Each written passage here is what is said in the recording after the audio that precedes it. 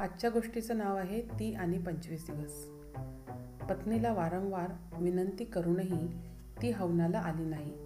त्यामुळे सौरभने हवन सुरू केले.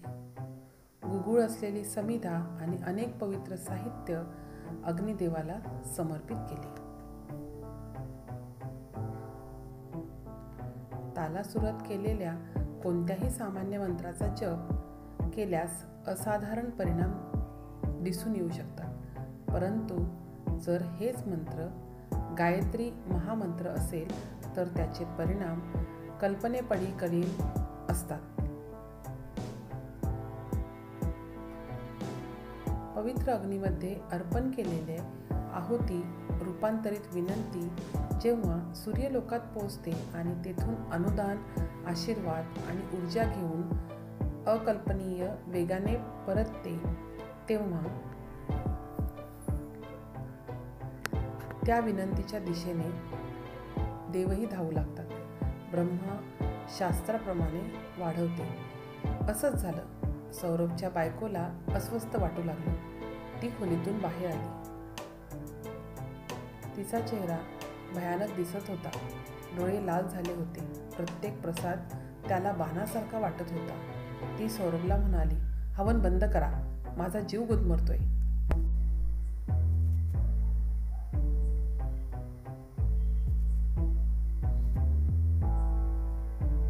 सौरभने तिच्या बोलण्याकडे दुर्लक्ष केलं आणि तिचा हात हातात धरून तिला जवळ बसवलं. पण त्याची पत्नी पटकन घराबाहेर पळाली.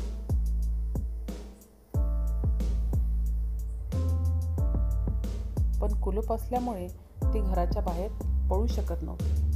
तिचे डोळे लाल झाले. विस्कटलेले केस. परत ती पुन्हा सौरभच्या दिशेने धावली. हवन ताबडतोब थांबवा, मी मारीन हा तुम्हाला. त्याच्या कथित पत्नीचा आवाज बदलला आणि सौरभ स्थिर राहिला, पण हवन करतच राहिला.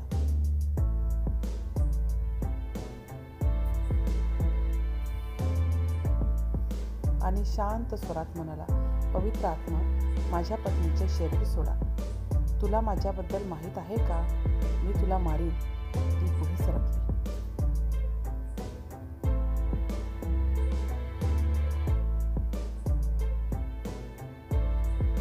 पुष्पाजी, मी तुम्हाला माझ्या पत्नीच्या शरीरापासून दूर जाण्याची विनंती करतो आहे. सौरभने पुन्हा विनंती केली, पण ती रागावली आणि सौरभच्या दिशेने परत धावली.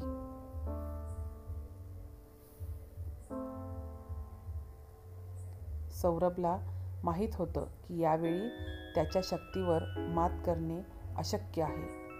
अशा वाईट शक्तींवर मात करणे अशक्य आहे.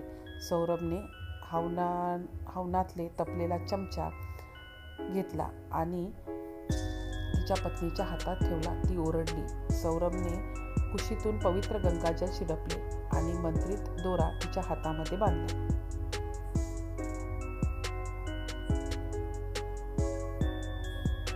हवन पूर्ण करून देवाचे विसर्जन केल्यानंतर सौरभने पत्नीला जमिनीवरून उचलून पलंगावर झोपवले.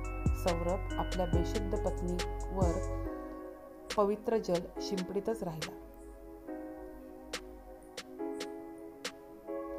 काही वेळाने पत्नीचे डोळे उघडले. नवरा डोक्यावर बसलेला पाहून ती म्हणाली, अहो, तुम्ही उठले? आज मला उठायला जरा उशीरच झाला. असं म्हणत ती वेदनेने परत ओरडू लागली आणि पुन्हा बेडवर पडली. ती म्हणाली, सॉरी, मी रात्री तुमच्याकडून प्लेन शीटसाठी आग्रह धरला. मला माफ करा. यानंतर मी पुन्हा प्लेन शीटचा आग्रह धरणार नाही. सौरभला समजले की ती आता त्याची पत्नी भूतबाधापासून दूर झालेली आहे, कारण तिला त्या 25 दिवसाबद्दल आता काहीच आठवत नव्हते.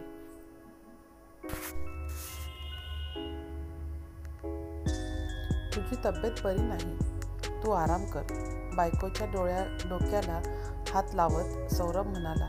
आणि सौरभने वर पाहिले आणि करणच्या अंगणात हसत दूर उभ्या असलेल्या आपल्या गुरूंचे आभार मानले.